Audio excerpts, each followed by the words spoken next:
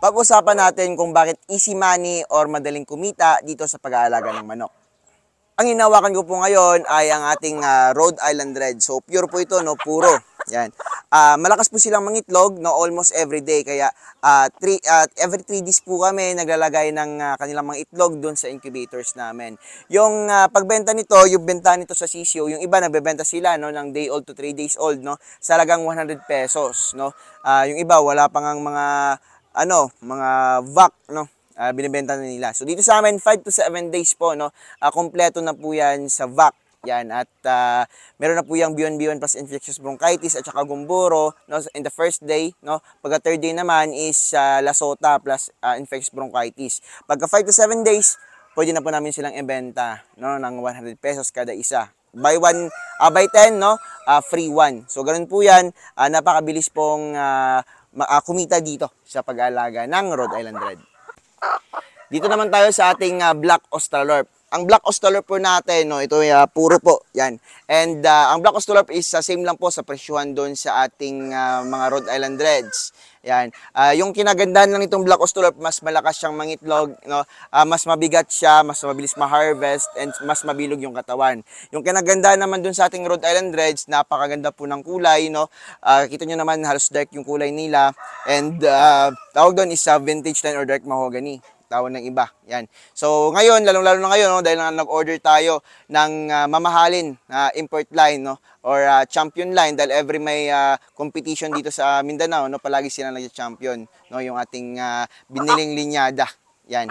So darating yon baka sa Friday or bukas. Abangan nyo po yung Rhode Island Reds natin na sobrang gaganda, no. May kamahalan yon, at pero okay na okay lang kasi worth it yun kapag meron tayong ganun kagandang manok, no? So halos same lang sila. Yung kinagandahan lang dito, once again sa Black Australorp, mas malakas silang mangitlog, no? And mas mabilis silang ma-harvest. So ngayon dito tayo sa ating mga hybrids, no? So hybrids natin, meron tayo ditong Jersey Giant, no? Meron din po tayo ditong tinatawag na mga pure breed, yan, no? May hybrid na rin, may Barred Plymouth Rock. Meron tayong Buff Orpington, no. So yung presyuhan nito, no, kahit mamahalin yung lalo-lalo yung Jersey Giant natin, no, isang buwan yan is nasa 2,000 pesos kada isa. Yan. Yan, no. Yan. Pero may mabibilan din kayo ng 1,000 pesos per month, no. Pero ito kasi solid na solid to. Kaya may kamahalan. Pero okay lang sa akin kasi nga napaganda po ng pinapalabas nila. Yan.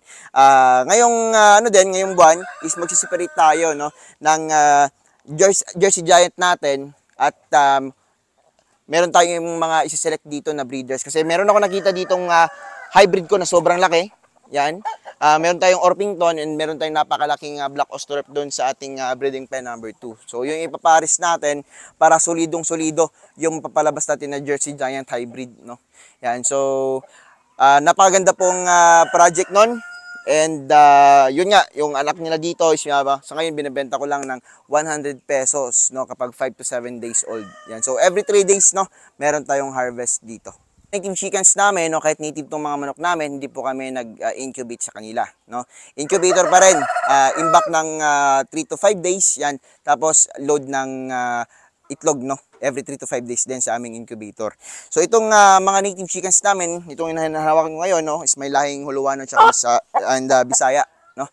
So mas mabilis ma-harvest, mas mabilis din po tayong kumikita. Yan. At masarap din po yung lasa dahil nga sa lasang Bisayang manok. Yan.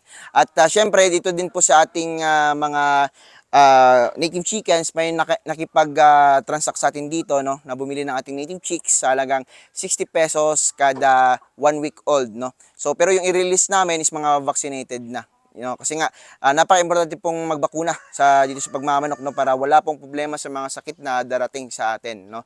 At sila na bahala noon hanggang maibenta nila for meat, no. So ganun po yung native chicken. At marami itong buyer dahil nga talagang ito yung hinahanap ng karamihan sa ating mga Pinoy sa karinderya o restaurant. So dito naman tayo sa mga giants natin. So ngayon, sobrang dami na rin nating giants, no. kumolekta tayo and ngayon nagbe-breeding na, may mga napalabas na rin tayo, no? At nakabenta na rin tayo.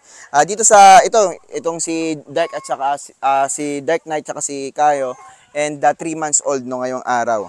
At sobrang happy ako, no? Kahit may kamahalan to, nakaka-amaze lang din, sobrang tangkad nila, sobrang laki nila. Mga fast grower din po sila. Maganda to pang-update sa mga native chickens natin, pero sa ngayon for collections lang muna. And maraming collectors, no, by the way, nitong ating mga giants, mga Indio Gigante, meron din po tayong Indio Gigante. Yan, no. Yung price niyan is 2,500 yung CCO hanggang 3,000 pesos kada isa, no. So isipin nyo, may 10 lang kayong ma-dispose sa isang buwan, no. Malaking pera na po, parang sumahod lang po kayo, no, ng parang professional na trabaho. So ganun po yung pag-aalagang manok, no. So how much more na lang kapag nakabenta kayo, nakadispose kayo ng 20 or 30 CCO na ito. Yan. So abot naman sa Indio Gigante natin, andun po yung Indio Gigante natin, no, sa ating brooder. Yan. So abot sa ating Indio Gigante, no, mas matangkad po 'yon and mas malaki. Papakita natin. Ito naman yung ating Indio Gigante, no, na pinares pa to sa Dumbo. Yan, may Dumbo din po tayo, may Indio Gigante din po tayo. So sobrang mga malalaki talaga nito, no. Ang Indio Gigante po is mas matangkad sila, no, kumpara po sa Shamu Giants, no. Dahil nga sila yung tinatawag na tallest chicken in the world, itong ating Indio Gigante. Yan. So ang Indio Gigante po is nagkakalaga pag month old, no, ng 7,000 to 7,500 kada isa, no, 1 month old yan. And marami din pong collectors nito, no, lalong-lalo na sa mga hilig sa mga higanting manok. So ako, no, nag-invest ako dito ng para sa mga Indio Gigante. Sa ngayon, mayroon tayong mga 2, 3, 8 Indio Gigantes na yung andito sa atin, no. At talagang sobrang gaganda, no, at malalaki, no. So ito si Golda, 4 months old pa lang, no, 5 months old ngayong 28. At sobrang ganda lang, no, kapag meron ka nito. Yan. Di ko masasabi na parang worth it pa na i-upgrade to sa mga team chickens natin dahil siyempre mahal po to, no. For collections, maraming collector nito. And isipin nyo, no, makabenta kayo ng kahit 3 lang or 5 or kahit 10 sa isang buwan. Malaking tulong na po, malaking bagay na po. Kaya masasabi ko na easy money dito sa pag-aalaga ng manok.